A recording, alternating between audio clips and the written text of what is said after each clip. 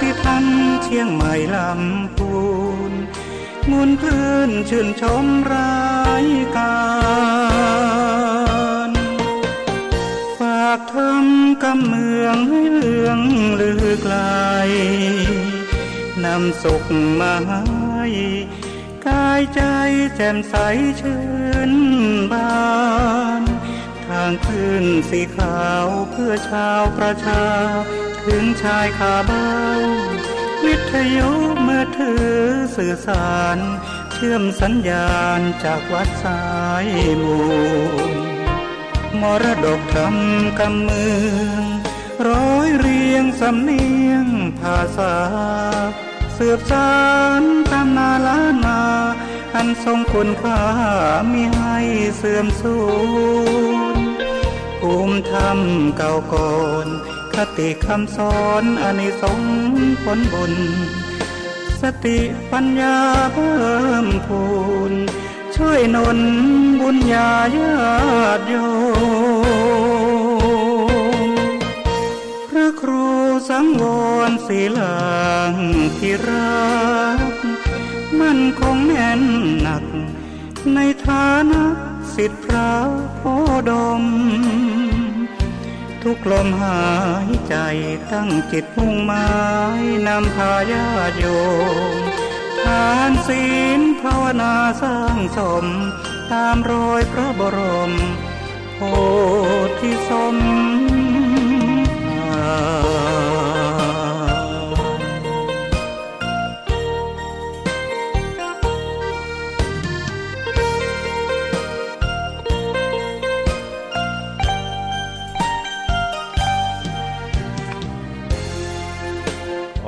ภกราบนอบน้อมแด่พระรัตนตรัยอันมีพระพุทธเจ้าพระธรรมเจ้าพระสังฆเจ้าขอถวายความเคารพแด่พระเถรานุเถระพระสังฆาธิการพระสงฆ์องค์เณรจุตนจุองค์ขอเจริญพรกับคณะสัทธาสาธุชนทุกท่านวันนี้กระผมอาตมาภาพพระครูสังวรศิราภิรักษ์เจ้าอาวาสวัดสายมูลตำบลแม่กาอำเภอสานป่าตองจังหวัดเชียงใหม่ก็ได้มาพบปะกับคณะสัทธาสาธุชนทั้งหลายแถมครั้งหนึ่งซึ่งวันนี้เป็นวันจันทร์ที่5 เดือนธันวาคมพุทธศักราช 2565ซึ่งก็ตรงกับขึ้น12 ค่ำเดือน3เหนือรายการนี้ชื่อว่ารายการมรดกธรรมกำเมืองเทศนาอยู่ที่วัดสายมูลตำบลแม่กาอำเภอสันป่าตองจังหวัดเชียงใหม่ส่งสัญญาณไปที่วัดแม่ข่ายวัดปากตางเจริญผู้อำนวยการท่านพระครูอภิวัฒนวิกรมก็ได้ส่งไปตามกระแสอินเทอร์เน็ตและก็มีหลายๆสถานีวิทยุมีจิตเป็นกุศลเสียสละเวลาอันมีค่าของท่านได้นำเอารายการนี้ไปออกอากาศคือกับพอออกศรัทธาญาติโยมทั้งหลายก็เกี่ยวเอาสัญญาณนี้ไปเข้าสถานีเปิ้นแล้วก็พอออกศรัทธาญาติโยมทั้งหลายก็อยู่ที่บ้านฟังอย่างสะดวกสบายขอเป็นบุญเป็นกุศลแก่เจ้าของสถานีวิทยุแก่เจ้าหน้าที่ทุกท่านที่ได้มีส่วนร่วมในการนำเอารายการนี้ไปออกอากาศคือกับพอออกศรัทธาญาติโยมได้รับฟังพอออกศรัทธาญาติโยมผู้ฟังก็บันได้เป็นบุญเป็นกุศลเป็นสิริมงคลที่ได้นำเอาพระธรรมคำสั่งคำสอนของพระสัมมาสัมพุทธเจ้าไปเปิดในบ้านในจองถึงบ้านถึงจองถึงหอถึงเฮือนเป็นสิริมงคลขอขอบคุณและอนุโมทนามาณที่นี้โดยวันนี้เป็นวันที่5ต้องขอขอบคุณอนุโมทนาที่งานที่ผ่านไปวันที่1วันอายุวัฒนมงคลของอาตมาครบ6 รอบ 72 ปีได้รับความเมตตาจากพระคุณเจ้าครูบาอาจารย์หลายท่านหลายองค์เป็นเนื้อนาบุญที่ได้มาโปรดเมตตาขอถวายความเคารพขอบคุณพระสงฆ์องค์เจ้าทุกท่านทุกตนทุกองค์ขอขอบคุณคณะศรัทธาญาติโยมทุกท่านที่ได้มามีจิตเมตตาเสียสละเวลามาร่วมในงานมงคลในข่าวครั้งนี้ขอขอบคุณขอเป็นบุญเป็นกุศลได้กลับย้อนไปปกปักรักษายังศรัทธาญาติโยมทุกท่านให้ได้อยู่ร่มเย็นเป็นสุข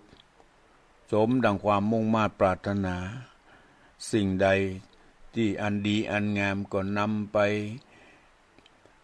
เป็นบุญเป็นกุศลสิ่งใดที่ขาดตกบกพร่องก็ต้องขออภัยโดยพ่อศรัทธาญาติโยมทั้งหลายบางครั้งบางทีบ่ได้ตักบ่ได้ถามยังพ่อศรัทธาญาติโยมทั้งหลายที่มาจากหลายที่หลายทางต้องขออภัยโดยสิ่งใดที่ดีที่งามก็นำไปปฏิบัติให้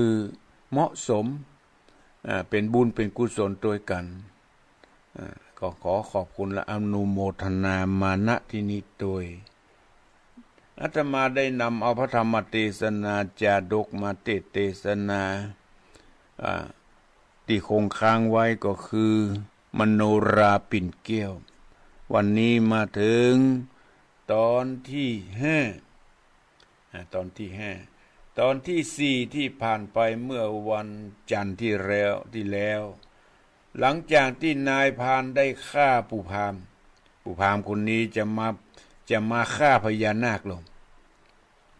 พญานาคเปิ้นอำนวยอวยพรเปิ้นพญานาคเปิ้นทำให้บ้านเมืองอยู่อย่างร่มเย็นเป็นสุขจุ่มเย็นมีฝนตกต้องตามฤดูกาลพราหมณ์คนนี้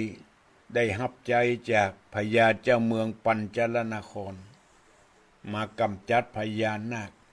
ที่เจ้าบ้านโคตรที่เจ้าบ้านเจ้าเมืองหนีมาพึ่งพาอาศัยเมืองอุตรนครไปหลังจากที่นายพรานได้ฆ่าพราหมณ์ตายพญานาคก็ดีอกดีใจที่สัทธารูได้สิ้นซากไป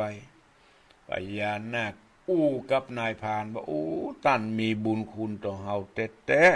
ๆถ้าบ่มีท่านนี่ไว้นายพรานคนนี้ก็มีอาคมอาคาถานักนะมันจะมาทำให้เฮาได้สิ้นชีวิตไปได้เหตุนี้ขอเชิญท่านไปแอวยังเมืองเฮาได้ก่อนพญานาคเชิญนายพรานโอ้กึดไปจะลงไปเมืองมาดานนี่จะดีก็กึดไปกึดมาตกลงพญานาคก็พานายพรานลงสู่เมืองบาดาลนายพรานไปหันเมืองบาดาลโอ้เมืองเปิ้นสวยสดงดงามหน้าพ่อหน้ากอยนายพรานอยู่เมืองมาดาล7 วันก็ขอลาปิกยังเมืองมนุษย์ก่อนที่จะปิกพญานาคก็นึกถึงบุญคุณที่นายพรานได้กำจัดปู่พราหมณ์อันเป็นสัทธารูของพญานาคพญานาคมอบรางวัลฮื้อเป็นอย่างงามมีแก้วแหวนเงินคำหลังจากนั้นก็ดลดันขึ้นมายังเมืองมนุษย์ขึ้นมาแล้วก็ขึ้นมานะเข้าป่าเข้าดงเดินปิกยังเมืองอุตรนครในขณะที่เดินทางกลับไปปะใส่ศาลาของพ่อพระฤาษีเข้าไปกราบพ่อพระฤาษีที่ได้ถือศีลปฏิบัติธรรมอยู่ในป่าที่นั่นเป็นเวลาเนิ่นนานนายพรานจึงเข้าไปในศาลาที่พระฤาษีอยู่กราบไหว้พ่อพระฤาษีไต่ถามความเป็นไปเป็นมาว่าข้านี้ชื่อสุทธกพามสุทธกพานมาสอดป่าเสาะว่าหากินอู้จากันแล้วนายพรานก็ได้ลงจากลาจากไป เดินทางไปเรื่อยๆจนไปถึงเมืองไกรลาชคีรี มีพญาเจ้าเมืองชื่อว่าท้าวไทยอุตตุมพราชาเมืองนี้อยู่กันอย่างร่มเย็นเป็นสุขก็เพราะพญาเจ้าเมืองเป็นผู้ประกอบไปด้วยทศพิธราชธรรมทำอันทำฮือบ้านเมืองเจริญรุ่งเรืองฮือตนตัวมีได้บุญได้กุศลได้ทำปฏิบัติคุณงามความดีตามคำสั่งคำสอนของพระสัมมาสัมพุทธเจ้าบ้านเมืองก็อยู่กันอย่างร่มเย็นเป็นสุขก็เพราะผู้นำมีศีลมีธรรมมีศีลมีธรรมปฏิบัติถูกต้องตามหลักคำสอนของพระสัมมาสัมพุทธเจ้าอุตุมพราชามีลูกสาวถึง7 คนบอกศรัทธาญาติโยมทั้งหลายต่างคนก็ต่างมีความสวยสดงดงามมีกิริยามารยาทอันอ่อนน้อมหูจักการกราบการไหว้ตอนเกิดมาลูกคนสุดท้ายเกิดมามีปิ่นแก้วติดมาจากหัวของนางมีปิ่นติดปิ่นวิเศษพ่อแม่เลยตั้งชื่อว่ามโนราปิ่นแก้วนี่พ่อแม่แปลงภาษาให้เป็นที่อยู่ถึง7 คนลูกสาว7 คนอยู่คนหลังมีภาษาอยู่เป็นแถวเป็นถ้อยวันนั้นเป็นวันศีลใหญ่ลูกสาวกินนรีหรือว่ามโนราถึง7 จวนกันไปเล่นน้ำนะนัดกันไปอาบน้ำ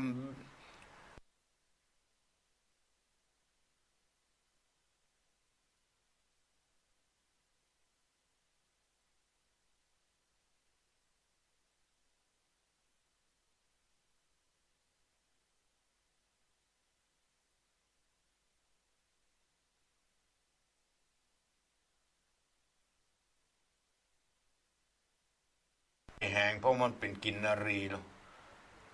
นัดใส่ปิ่นใส่ปีกใส่แหงบินไปละพร้อมด้วยปริวารหลายคนเป็นร้อยเป็นพันปากันบินไปโกนกับคนธรรมดาเหมาะสมกับพญาเจ้าเมืองของเฮาแต่พญาเจ้าเมืองอุตรนครยังเป็นโสดอยู่นี่นายพานกึดเขาจะยังไงดีถึงจะได้นางมโนราคนนี้ไปถวายแด่พระเจ้าแผ่นดินเมื่อเขาได้นางมโนราสวยสดงดงามอย่างอีกเหมาะสมกับพญาเจ้าเมืองเขาจะต้องได้รางวัลเป็นแน่นายพานกึดนายพานจะมีวิธีอย่างใดพอศรัทธาญาติโยมทั้งหลายที่จะได้นางมโนราไปถวายแด่พระเจ้าแผ่นดินก็คอยติดตามรับฟังพระธรรมเทศนามโนราปิ่นแก้วตอนที่5ในพวกนี้ในตอนที่5นี้ก็มีศรัทธามาปูจากันเทศไว้ก็คือแม่บุญรัตน์สมจ๊ะพร้อมโดยลูกเต่าหลานเหลนได้ปูจากันเทศพร้อมกับได้ปุถถวายค่าน้ำค่าไฟปูจากันเทศครั้งนี้ก็ขออุทิศไปหาพ่ออุ้ยคำแม่อุ้ยแก้วสมจ๊ะและพ่อนานอินทรสมจ๊ะที่ได้ล่วงลับดับขันไปเมื่อวันวาไปเทศที่วัดบันไร่พัฒนาหนองผำดอยหล่อเป็นตั้งธรรมหลวงหรออาตมาก็ไปเทศหลังจากเทศแล้วก็มีศรัทธามาปูจากันเทศว่าขอถวายปูจากันเทศเนอะแม่คำบานกาบวังบ้านหนองผำไร่พัฒนาก็ปูจากันเทศไว้และนายคำตัน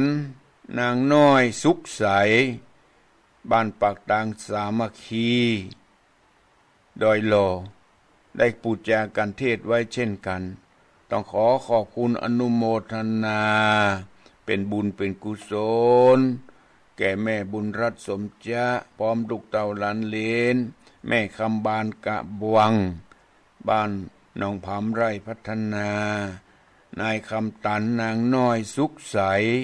บ้านปากตางสามัคคีด้วยเนอะขอขอบคุณและอนุโมทนาลำดับต่อไปก็ขอพระออกศรัทธาญาติโยมทั้งหลายได้ตั้งอกตั้งใจสดับรับฟังพระธรรมเทศนาเรื่องมโนราปิ่นแก้วผูกที่แห่เป็นลำดับต่อไปนะโมตัสสะภะคะวะโตอะระหะโต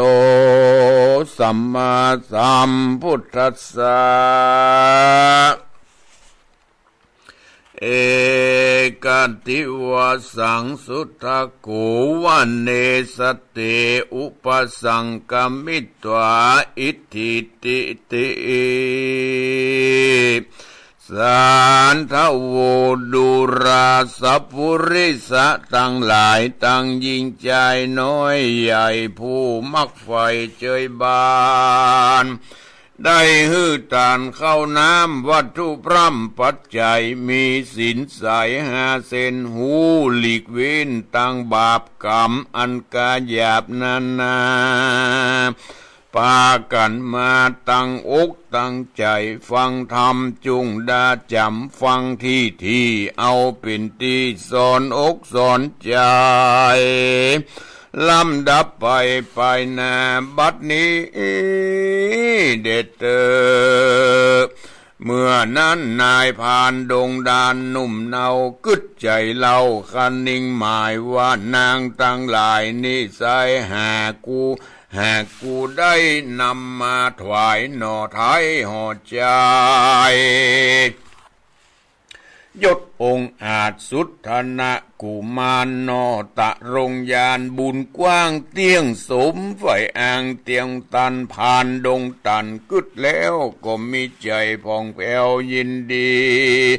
อันจักเอากินนารีนอนเอาไปถวายเจ้าสุทธกุมารอันเป็นผู้บานเจ้าจ้างในเมืองกว้างอุตรนครนายพานดงดอนหาวหาดคันนิ่งขวาดในใจว่าจักยะฉันใดนั้นเล่าที่จักได้นางนอนเน่านี้จะหากเราราเข้าใกล้นางป่าไม้ดงตันจักปากันสะดุ้งสติฟุ้งหนีไปสู่ที่ไก่บดจะหายเข้าป่าดงดานแถมประการหนึ่งเล่าเรานี่เต้าตัวเดียวบ่มีที่เกาะเกี่ยวกู้ป้องในเถื่อนทองดงไผ่อาวุธใดๆนั้นใส่ก็บ่มีไว้กับตนกวนเราผ่านไปสู่ในที่อยู่พระราศีไขว่าที่โอกาสอาภิวาทตุนสาขอตั้นจ่าบอกจีหือหูที่ตั้งไปว่าจักเอานางนงเหล่าหนุ่มเนาไปถวายเจ้าหอใจกึดดังนี้ว่าในใจฮือสมไฟจุประการนายพานบอดจ้ารีบเตียวลัดป่าไปสู่กันไปรอดที่อยู่อาสรมศาลาแห่งเจ้าละสีผู้มีศีลอุดมผู้ใหญ่ยอมือไหว้จะถามด้วยกำงามอ่อนอ้อยปีนบาทถอยกถาว่าปัจฉามิตวังตัทธาพันเตดังนี้เป็นต้นว่าข้าเดตันเจ้าบุญมีข้าดันดงรีไปสู่ในที่อยู่หิมพานต์ก็ไปที่สวนอุทยานใหญ่กว้างไปหันงานนางงามเหลือตา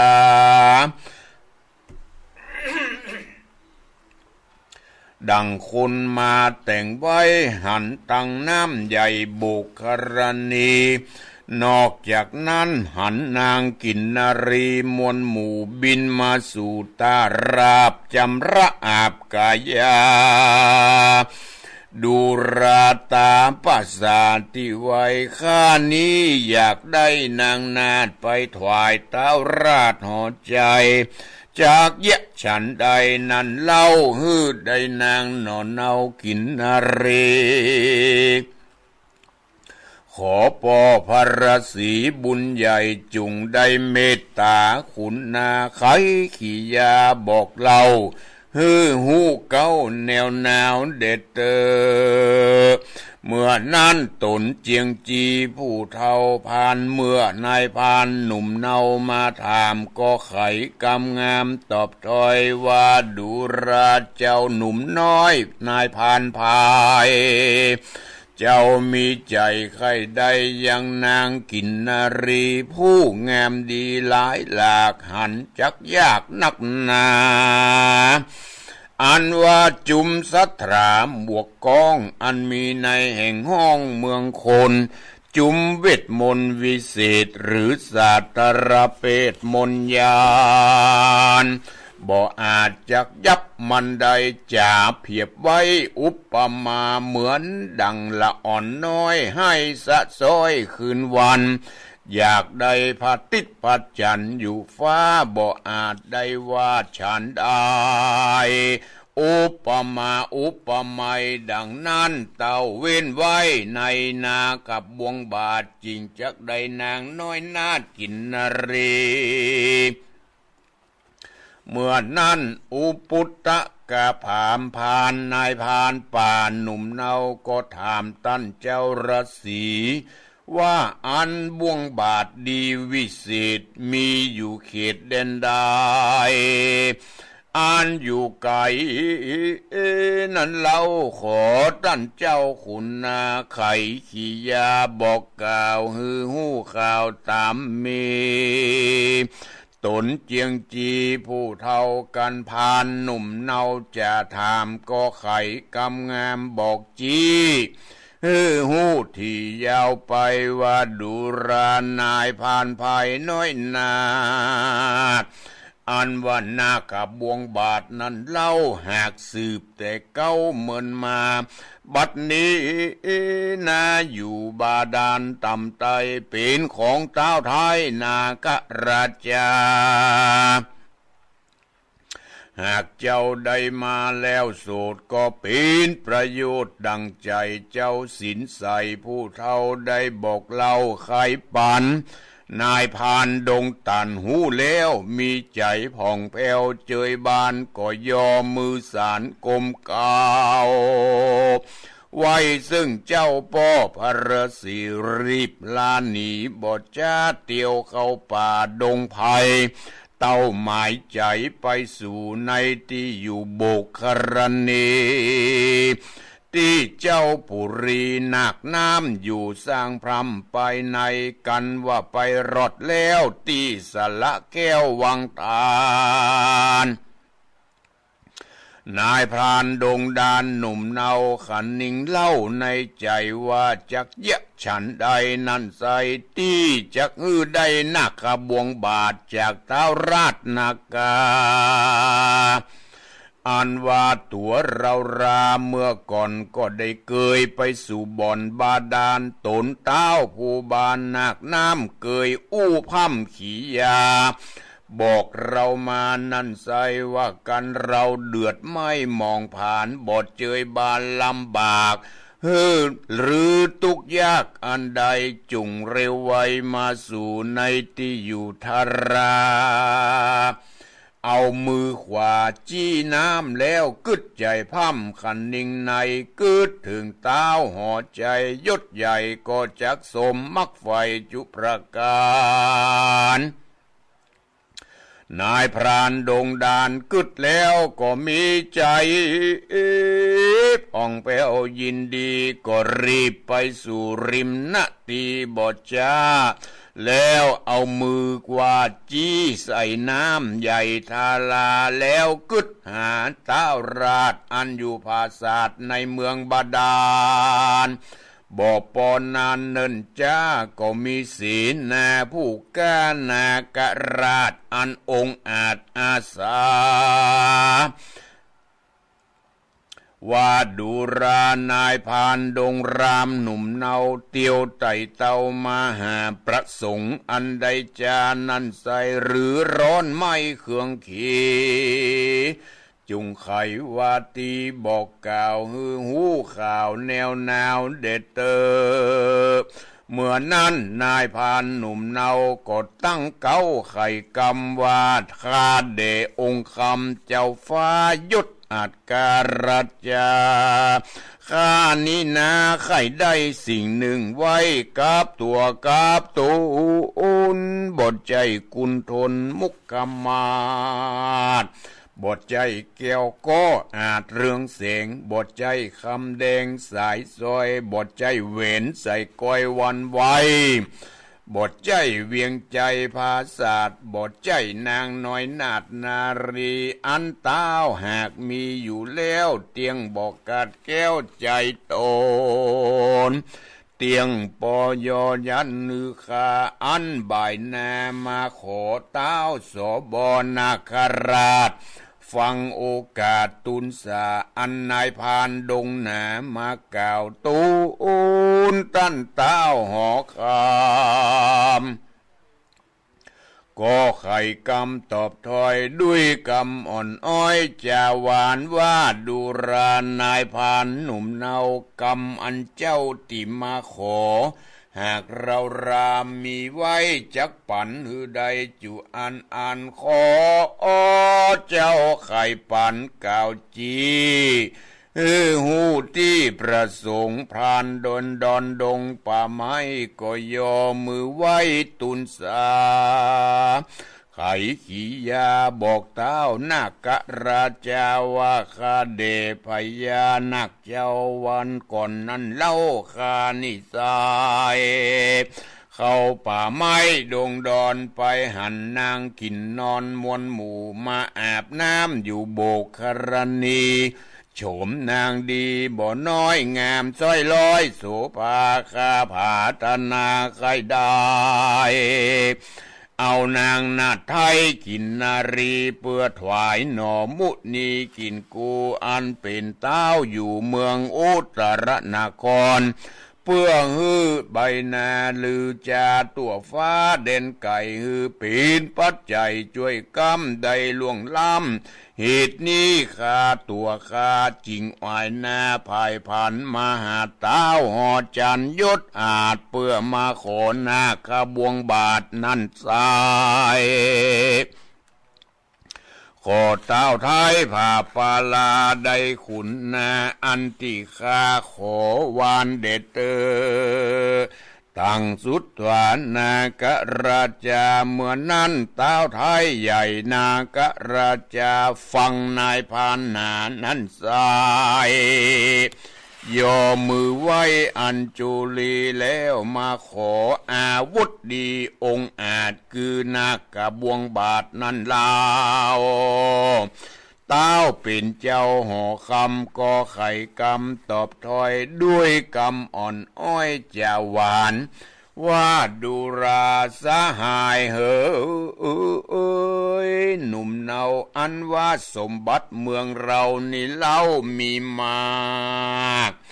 เมืองบอกกันบ่อยากเครื่องขี่เงินคำมีหลายแหล่มีจุแง่เวียงใจเจ้าจะขออันใดก็ได้เต้าเว้นไว้หน้าขับบวงบาทอันนี้เราบ่อาจจักฮือปานยังของเตรียมตันแต่เก้าเหตุเป็นของเก่าปิตาสืบกันมาแต่ไทยเรามีไว้เป็นอาวุธยามพญาคุดสัทธารูเข้ามาจูต่อตาหรือจะฆ่าตื้นญาติ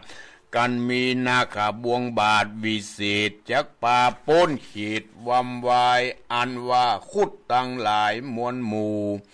บ่อาจสู้ผัดโจรมันจักถอยหนบ่จ้าบินไหวนาหายไป แม้นว่าตั้นเต้าตูนภาพดาวนากาจะไขขี้ยาโอกาสว่านาคาบวงบาทนั้นตายจักฮือบ่ได้แต่ดีรีนายพานดงรีหนุ่มเนายังก้มเก้าตูนสารจะวอนวานจะใจว่าดูราเต้าไทยห่อใจข้านี้บอกคือขออันใดสักสิ่งอันรักยิ่งเสมอตาจากอุปมาเพียบไว้เป็นดังดอกไม้ขาดน้ำเมินยิ่งล้ำแต่ดิลีฝูนบ่มีตกตอดเตียงแห่งขอดตายไปอุปมาดังเต้าอยู่ภาพดาวเมืองบนได้ฮือฝนตกต้องลงสู่ห้องปัทวีดวงดีดอกไม้จมจื่นไข่อาณาขอราชาตันเต้ามีใจจื่นยาวเจยบานมีราชองค์การปงขาดนาคาบวงบาทอาจกาปั่นข้าเอาไปเต้าห่อใจนาคราชฟังโอกาสไขปันอันนายพานดงตันมากล่าวตนตันเต้าภาปาราพิจารณาทวนทีแม่นตีกองทำว่าอันนายพานดงดำนิสัยเกยฮื้อชีวิตแก่กูไว้จูหนุนมันมีกุลหลายแหล่กวนจักแผ่วางปันแต่นกุลมันอย่าจ้าแม่นกูจะคว่ำหน้าตายไปบอกกินแหนงใจแต่ลาวนาคราชากึดแล้วก็มีใจป่องแผ้วเจยบานแล้วไขว่าตีกล่าวต่อว่าดูราเจ้าน้อยหน่อผ่านพายกรรมอันใดนั่นเล่าอันที่เจ้าผาทานาเราบอกไก่กากัดก้อยจักฮือได้จุอันแล้วเต้าหอจันเจ้าฟ้าก็ฮือเสนากาเกวียนใจอันอยู่ใกล้องค์ตามได้นำมาไว้วาดคือเอานาคาบวงบาทนั้นเล่ามาฮือเกณฑ์นายพานหนุ่มเนาบัดเดียวนายพานดงเขียวป่าไม้ก็น้อมไว้วันตานามัสสาการจมจืนปีติตื่นยินดีก็มีอันและนาอันว่านายพานดงดานนั้นใจกันว่ามันได้นาคาบวงบาทจากตาวราชบาดาลก็มีใจบานจืนจ้อยไขกล่าวต้อยว่ายินดีแม้นบุญมีไปแน่กันตัวข้าบ่ตายจักผ่านภายมาไกลยกมือไว้เต้นกุลนับเป็นบุญบ่น้อยตีเต้ายอดซอยขุนนาขอลาจากห้องไปสู่ต้องเมืองบนแล้วนายพานสนหนุ่มนาวก็ไว้ซึ่งเต้าเจ้าบาดาลเต้าผู้บานนาคราชก็ปาเจ้าน้อยนาฏผ่านภัยจากหัวใจที่อยู่บ่ายนาสู่วังทานนายพานดงดานบอดจ้ากดเตียวดันป่าเขาทำแล้วดันดงน้ำบัดเดียวแล้วรีบเรียวพูดออกมาจากภายนอกเมืองบนก็มีอันเล็ดนาโซโลทาโก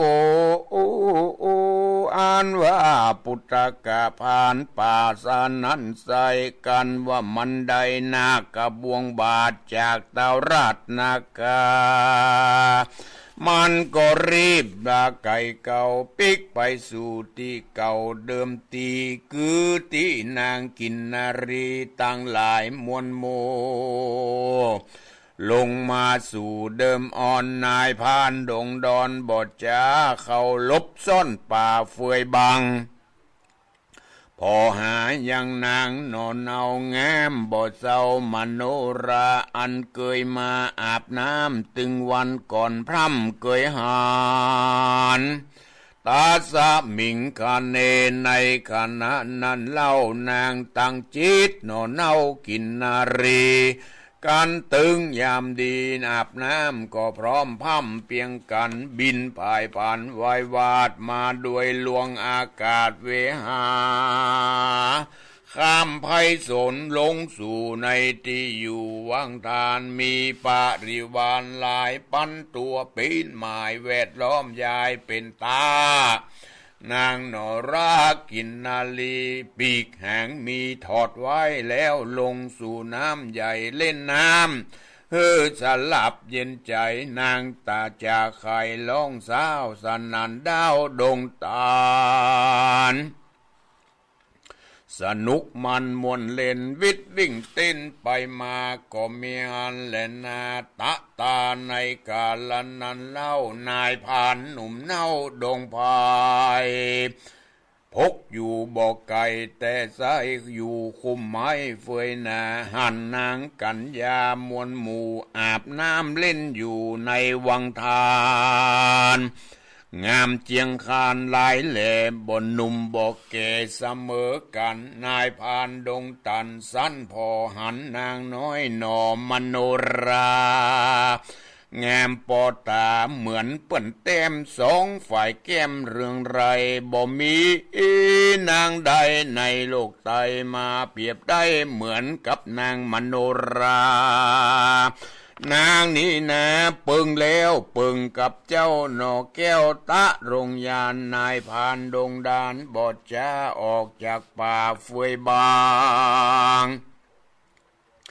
หมายใจยังนางน้อยนาดแล้วเอานาขบวงบาทนั้นเล่ายกตั้งเกตเก้าอธิษฐานว่าแม่นสมปานจัดแล้วแห่งเจ้าหนอแก้วพุทธา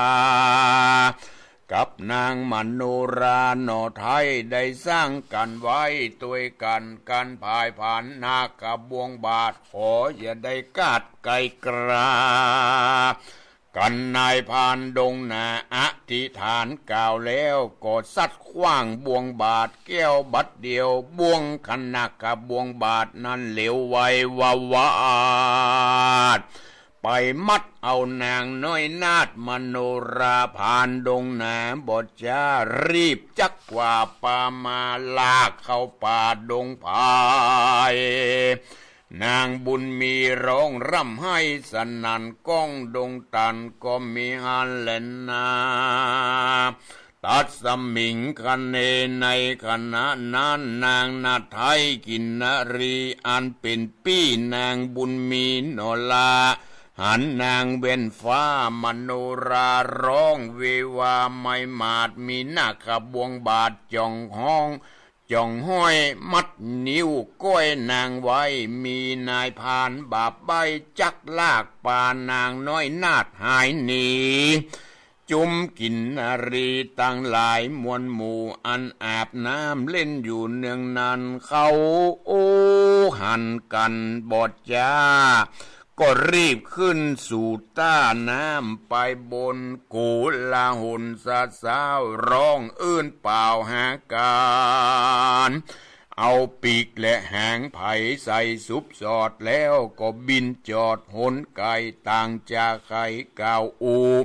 ตามกลางหมู่เดียวกันว่าโอ้ยหนอในดงตันตินีแต่ก่อนกี้เมื่อนานเราเคยสำราญมนเล่นวิทวิ่งเต้นสนุกใจบ่มีภัยอันใดมาเดือดมาบังเกิดเราราบัดนี้นะน้องลาได้ไก่กาโศกเคียงขี่ฉันได้ดีนั่นเล่าจักฮื้อน้องเน่าเตรียมใจป้นพอยไผเอาไม้นางนาไทยกินนารีต่างก็ไขว่าตีไทยจะซ้อยตัวกันตุกบ่าวันสุกตองบ่อาจช่วยน้องมโนรา พ้นจากกังกาไม่มาดคือนาคาบวงบาทนายพานไปต่างมีใจแตกหัวอกแยกจากกันแล้วพายผ่านบินกว่าดันเข้าป่าไปโซนไปด้วยหนอากาศไปสู่ไกลราชกิรีแล้วไขวาตีบอกเก็บป้อปิตามารดาก็มีดอยพระกาดังกล่าวมานี้แหละนะนิติตังขียาสังวันนาวิเศษจะห้องเหตุยังมโนราปิ่นแก้วผูกทวนหาก็บังคมสมเร็จเดชบอกสถาญาติโยมทั้งหลายที่ฟังจบลงไปคือมโนราปิ่นแก้วตอนที่5มโนราปิ่นแก้วตอนที่5นี่ที่อาตมาได้เทศนาไปในทำนองแบบปืนเมืองเหนือก็จบลงไปที่จบลงไปก็ขอสรุปใจความโดยย่อๆในมโนราปิ่นแก้วตอนที่5นี้หลังจากที่เจ้านายพานมีใจใคร่ได้นางกินนารีเพื่อเอาไปถวายแด่พระเจ้าแผ่นดินในเมืองของตนที่ยังเป็นโสดอยู่ไปหันนางนารีนะมันเหมาะสมกับคนธรรมดามันจะต้องเหมาะสมกับพญาเจ้าเมืองงามแต่เนื้องามเหมือนเปิ้นตกเปิ้นแต่งเหมือนบ่มีภัยเหมือนล่ะก็เลยหาวิธีว่าจะเอานางกินนารีนี่ได้อย่างไรเพราะเขามีมากเขามีคนเดียวก็เลยกึดขึ้นว่าเราไปปรึกษาอย่างพ่อพฤาษีเพราะว่าตอนเดินทางกลับจากเมืองนาคมานั่นมาปะพ่อพฤาษีเขาลองปิกไปไปจ่าไปปรึกษาพ่อพฤาษีดูเหรอนายพานก็ปิกย้อนหลังไปที่ศาลาที่พ่อพฤาษีไปเรียนถามไปกราบไปไหว้พ่อพฤาษีพ่อพฤาษีเพิ่นก็แนะนำว่าถ้าเจ้าอยากได้นางคนนี้นะมันต้องมีวิธีเดียวคือต้องใช้นาคบวงบาทเท่านั้นนี่นาคบวงบาทมีที่ไหนพ่อพฤาษีนาคบวงบาทนี้อยู่เมืองบาดาลพูนเนออยู่ในเมืองนาคพูนพญานาคที่พูดที่นายพานก็นึกขึ้นได้ว่าเขาก็เคยไปในเมืองบาดาลมาแล้วครั้งหนึ่งพญานาคเพิ่นบอกว่าถ้าเดือดร้อนยังมีปัญหายังก็มาถามเด้อเพียงแต่เอามือจิน้ำแล้วก็นึกถึงพญานาคก็จะไปฮับท่านมานายพานกึดขึ้นได้เข้าท่าละเข้าทางเฮาพอดีเฮาเคยไปไปจากับพญานาคนี่เพิ่นบอกว่ามีปัญหาอันใดก็มาหาเด้อพอได้ได้จาได้สัญญากันไว้กับพญานาคนายพานก็ลาพ่อพฤาษีเพื่อจะเดินทางไปหาพญานาคนายพานก็ไปเดินทางไปที่แม่น้ำที่เคยลงไปในเมืองบาดาลไปพบกับพญานาคพญานาคว่าบัดนี้ท่านมาหาข้าเป็นยใดจึงมาหานายพานบอกว่าข้าพเจ้ามีปัญหาไปหันยังนางกินนารีสวยสดงดงามอยากจะเอาไปถวายแด่พญาเจ้าเมืองอุตรนครเฮาจะมีวิธีใดไปปรึกษากับพ่อพฤาษีบอกว่ามีทางเดียวเท่านั้นที่จะได้นางมโนราคือต้องไปหานาคบวงบาทมาบ่งกองไปพ่อพฤาษีบอกว่าพญานาคพญานาคบวงบาทนั้นก็อยู่เมืองบาดาลข้าพเจ้าจึงด้นดันมาหายังตั้นนี่แหละเพราะ ไปท่านพญานาคราชาพญานาคบอกว่าโอ้อันเน้นมันเป็นสมบัติกับบ้านกับเมืองพญานาคเพื่อป้องกันยังพญาครุฑที่จะต้องมาชิงเอาเมืองนาคไปถ้าเฮามีนาคบวงบาทพญาครุฑก็บ่สามารถที่จะมาแย่งชิงเมืองเฮาได้ข้าบ่สามารถที่จะฮื้อเจ้าได้หรอกพญานาคบอกแกนายพรานว่าอย่างนี้นายพรานก็บ่ลดละความพยายามเฮ้ยโอ้จังขอเตอะขอข้าบัดได้อย่าบัดอยากได้เงินได้คำบ่อยากได้แหวนแก้วเงินคำอย่างสักสิ่งน่ะข้าพเจ้าขอนาคบวงบาทอย่างเดียวเท่านั้นวิงวอนขอแล้วขอเล่าพญานาคก็กึดในใจว่าโอ้ครั้งหนึ่งนายพรานคนนี้ได้เกยกำจัดยังนายพรานนายอภามที่จะมาฆ่านายพรานคนนี้เคยมีบุญคุณต่อพญานาคไว้นักเคยไว้ชีวิตกับพญานาคไว้พญานาคก็กึดถึงบุญคุณคือมีความกตัญญูกตเวทีต่อนายพรานเหมือนกันผู้มีความกตัญญูกตเวทีเป็นผู้มีคุณธรรมอันสูงนะบอกสตาญาติโยมทั้งหลายเปิ้นฮ้องว่าเป็นผู้มีคุณธรรมเป็นคนดีผู้มีความกตัญญูฮู้คุณนะพญานาคเป็นผู้มีความกตัญญูฮู้คุณต่อนายพรานที่มีไว้กับตนบ่ลืมถึงจะเป็นอาวุธที่สำคัญก็ตามตัดสินใจนายพรานเอ๋ยข้านึกขึ้นได้ว่าเจ้ามีบุญคุณต่อข้าจะขอมอบนาคบวงบาทนี้ให้แก่ท่านสุดท้ายนายพรานได้นาคบวงบาทด้วยความใจอ่อนด้วยความกตัญญูนึกถึงบุญคุณเก่าที่เคยมีต่อกันอุตสาห์ดันดนมาเพิ่งปะอาศัยนาพญานาคเลยมอบนาคบวงบาทให้แก่นายพรานผู้มีพระคุณนายพรานก็ดีอกดีใจกราบไหว้ยังพญานาคราชด้วยความยินดีปีติเมื่อนายพรานได้นาคบวงบาทกราบลาปิกยังเมืองมนุษย์ยังเมืองคนไปยังสถานที่นางกินนารีมาอาบน้ำหมายใจว่าจะต้องยับเอานางกินนารีไปถวายแด่พญาเจ้าเมืองให้ได้ในถึงเวลาใกล้จะค่ำนางกินนารีตึงเจ็ดอันมีนางมโนราน้องล่าพร้อมด้วยปริวารปลายร้อยหลายพันเป็นปริวารเมื่อมาถึงเขาก็ถอดปีกถอดหางถอดปีกถอดหางออกแล้วพากันลงเล่นน้ำสนุกสนาน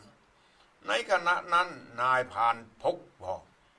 นายพรานอยู่ในคุ้มไม้พกพอแห้งๆก็ได้หันนางมโนราผู้งดงาม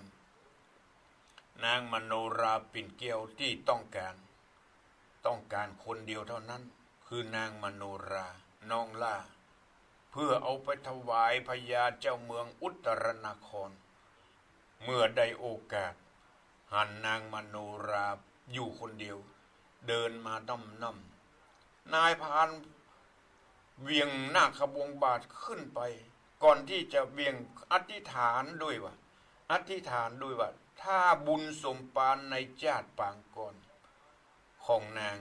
มีไว้กับพญาเจ้าเมืองอุตรนครขอนาคบวงบาทอย่าแค้วคาดขออย่าได้ไข้คาดแค้วคาขอนาคบวงบาทนี้จงไปผูกมัดเอายังมือนางมโนราปิ่นแก้วบัดเดี๋ยวนี้เมื่ออธิษฐานเสร็จ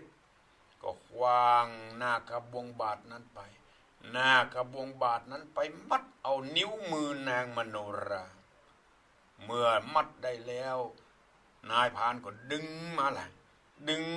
เชือกนั้นมาแล้วก็รีบหนีเข้าป่าหมู่ญาติพี่น้องของนางมโนราพร้อมโดยปริวารหันก็ตกอกตกใจที่มีคนดึงเอานางมโนราไปร้องห่มร้องไห้เสียอกเสียใจไล่ติดตามนางมโนราไปบัดจวบเลยไปรายงานฮื้อแก่พ่อแก่แม่ว่าบัดนี้นางมโนราปิ่นเกลี้ยวได้หายไปจากหมู่จากฝูงพอออกศรัทธาญาติโยมทั้งหลาย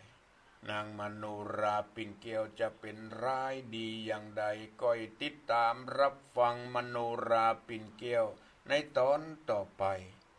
ในตอนนี้มโนราปิ่นแก้วก็ขอยุติไว้เพียงแค่นี้ก่อนขอขอบคุณอนุโมทนาต่อศรัทธาที่ได้มาร่วมที่ได้มาชมทางเฟซทางไลน์สายทองสิงคราชอัมพรโลหะอยู่ปลีเนาะแม่สายฝนจันคุณนะพ่อประเสริฐเยาวยำบรรหารสุนทรัพย์ที่อยู่เมืองฝางสเวตโกกระทำขอบคุณเนิร์ที่อยู่เมืองฮอดแม่สอดทำหน้าที่คือดีที่สุดทำหน้าที่เดินเพ็ญทิมวางประนอมกันทวงศ์ขอขอบคุณอนุโมทนาตัวเนอะที่มาชมทางเฟซทางไลน์ขอขอบคุณและอนุโมทนาเวลาที่เหลือนี้พอออกศรัทธาญาติโยมทั้งหลายใครที่จะโทรมามาจาแจ้งผลการรับฟังในเจ้านี้แจ้งมาที่0812898992 เวลาที่เหลือนี้ประมาณ 7-8 นาทีพอศรัทธาญาติโยมทั้งหลายเจริญพรไว้สาครับท่านเจริญพรพ่อบุญธรรมขอบคุณเนอะวันนั้นที่มาร่วมบำบุญด้วยกันขอบคุณถึงแม่รัตนาพร้อมคณะแม่แม่จิรพันธ์โมปอผู้นำบุญแม่จิรพันธ์โมปอแม่เทียมจันทร์หลายๆท่านตัวนอขอบคุณเนอะพ่อบุญธรรมแม่เทียมจันทร์หลายๆตัวแม่ชีจำชื่อไม่ได้ขอบคุณทุกท่านทุกคนพ่อบุญธรรมตัวฟังชัดเจนดีเนาะที่เวียงป่าเป้าชัดเจนดีครับขอบคุณไว้สาครับบุญรักษาเจริญพรชาได้แต่เจ้าท่านพระครูไม่หลวงสายฝนขอบคุณฟังชัดเจนดีเนาะชัดเจนจ้าเฟซกับทีเฟซก็ดีเนาะจ้าวันนี้ตัวกันแม่เลยขอบคุณแม่สายฝนวันนั้นมาร่วมงานตัวขอบคุณตัวบุญรักษาเจริญพรไว้จากท่านพระครูโทรมาจากไหนโทรมาจากอำเภอลีบ้านบวกบ้านบวกไม่หลงกะเจ้าไม่หลงบ้านบวกลีฟังกูจ๋านะฟังชัดเจนดีเนาะไม่หลงม่วนดี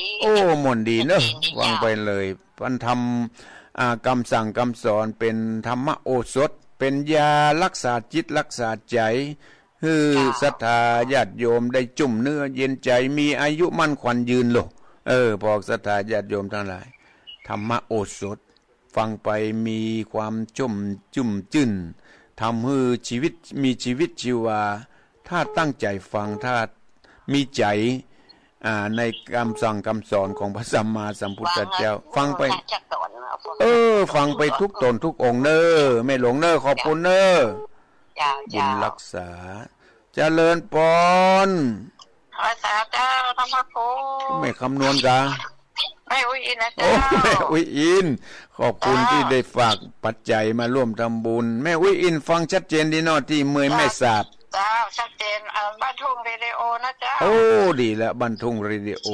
ได้ฟังชัดเจนแม่สาบเสมิงบุญฟังได้ดีวันนี้หนาวนะท่านผู้ชมเนี่ยเป็นหมดเลยเย็นมาเรื่อยๆฝนจะหมดละเป็นกำลังใจท่านผู้ชมขอบคุณแม่อินแม่อุ้ยอินจ้ จ้าบุญรักษาอยู่ดีมีสุขสาธุเจ้าอันนี้ภายก็แม่อุ้ยอินเนาะขอบคุณเนอะบุญรักษาเจริญปอนครับบริษัทข้าวท่าอาจารย์โทรจะมันไม่จองดูทีโอ้แม่จองป้ออย่างก็พ่อสุทนครับพ่อสุทนแม่จองหลีฟังชัดเจนเนาะที่หลีเนาะชัดเจนนะครับที่เป็นผู้ป่วยที่เตียงครับอาจารย์นั่นกะบ้านแม่จองกะครับมันไม่จองตำบลศรีวิชัยนี้ครับโอ้แม่จองนี่อยู่ใกล้ๆกับบ้านอย่างก็แม่จองเนี่ยไม่จองอยู่ตรงแค่ตรงไม่จองเขาอยู่ตำบลศรีวิชัยครับโอ้ตั้งวัดตั้งงานวัดครูบาศรีวิจัยพี่น้องครับตรงบ้านครูบาศรีวิชัยนะครับบ้านปางครับบ้านปางใกล้ตั้งบ้านปางพี่น้องไม่จองบ้านปางมาไม่พ้นไปจองสัก10 กว่าโลครับโอ้ดีละขอฟังไปเรื่อยๆในปอเนอร์ครับฟังเป็นประจำทุกวันจันทร์นะครับอยู่ดีมีสุขเนอครับบุญรักษาเจริญปอนแม่สาเจ้าท่านพระครูเจ้าโอ้แม่ไข่แก้วกะเจ้าฟังอยู่เนอเจ้าฟังครูจันเจ้าฟังไปเรื่อยๆเนอฟังชัดเจนดีเนาะบุกทุกใจดีเจ้าท่านพระครูบุกก็5เนาะเจ้าบุกก็5เจ้าถ้ามีแม่จะโทรหาเนอโทรมาตามเบอร์นี้เนอจะปรึกษาหารือถามปัญหายังโทรมาถาม0812898992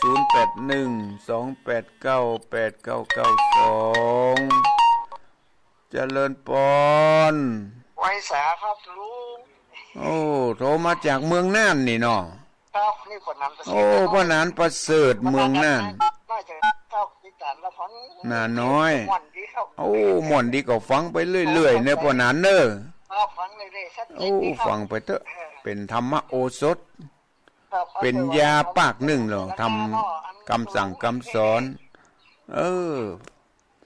ฟังชัดเจนดีเนาะที่เมืองน่านเนาะพ่อนันเนาะขอบคุณเนอะพ่อนันเนอะเช่นเดียวกันอาตมาได้ใจเวลามาพอสมควรและพอกสตาญาติโยมทั้งหลายขอนำเอารายการมรดกธรรมกำเมืองวันนี้จากไปก่อนก้อยพบกันในโอกาสหน้าสำหรับวันนี้ขออำนวยอวยพรให้กับพอออกสตาญาติโยมทุกท่านจงได้อยู่ร่มเย็นเป็นสุขในพระบวรพุทธศาสนาก็ขอจงมีอายุวันนะสุขภาละเหมือนกันจุโคอายุวันโนสุขังพระลา